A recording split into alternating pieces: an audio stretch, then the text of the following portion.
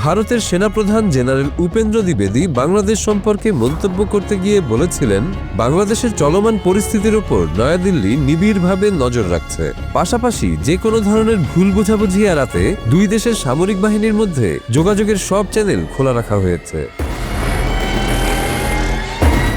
নয়াদিল্লিতে দেশটির সেনাবাহিনীর বার্ষিক সংবাদ সম্মেলনে এক প্রশ্নের জবাবে তিনি এসব কথা বলেন। এক সাংবাদিকের প্রশ্নের জবাবে জেনারেল উপেন্দ্র দ্বিবেদী বলেন, প্রথমত বাংলাদেশের ক্ষমতায় কী ধরনের সরকার রয়েছে তা আমাদের জন্য বোঝা গুরুত্বপূর্ণ। যদি এটি একটি অন্তর্বর্তী সরকার হয় তাহলে দেখতে হবে তারা যে পদক্ষেপগুলো নিচ্ছে সেগুলো আগামী ৪-৫ বছরের জন্য নাকি শুধু আগামী ৪-৫ মাসের জন্য। আমাদের বিবেচনা করতে হবে এখনই আমাদের কোনো তাৎক্ষণিক প্রতিক্রিয়া জানানোর প্রয়োজন আছে কিনা।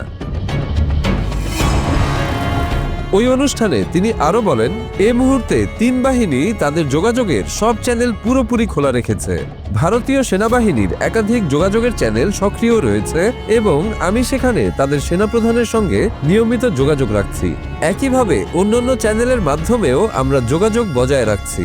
আমরা সেখানে একটি প্রতিনিধি দল পাঠিয়েছিলাম যারা মাঠ পর্যায়ে সংশ্লিষ্ট সবার সঙ্গে সাক্ষাৎ করেছে। একইভাবে নৌবাহিনীর প্রধান এবং বিমান বাহিনীর প্রধানও কথা বলেছেন। ভারতীয় সেনাপ্রধান বলেন, এর উদ্দেশ্য হলো কোনো ধরনের যোগাযোগের বিভ্রাট বা ভুল বোঝাবুঝি যেন না হয়। আমি আপনাদের আশ্বস্ত করতে চাই যে এই মুহূর্তে তিন বাহিনীর পক্ষ থেকে যে পদক্ষেপগুলো নেওয়া হচ্ছে তার কোনোটি কোনোভাবেই ভারতের বিরুদ্ধে নির্দেশিত নয়। সক্ষমতা উন্নয়নের বিষয়টি একটি চলমান প্রক্রিয়া।